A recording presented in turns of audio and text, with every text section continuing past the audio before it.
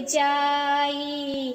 ओही दिन जान हमार अर्थी उठ जाई। जहिया तोहर डोली कोई और लेके जाई। ओही दिन जान हमार अर्थी उठ जाई। ससुर जइहा ताई को, ससुर जइहा ताई को उपकार का दिया हमर जान हो।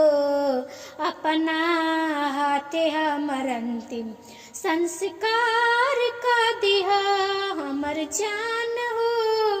अपना हाथे हमर अंतिम संस्कार का दिया। जोड़ के भी टूट जाला नेहिया के नाता, कैसन प्रीतिया लगौले विधाता।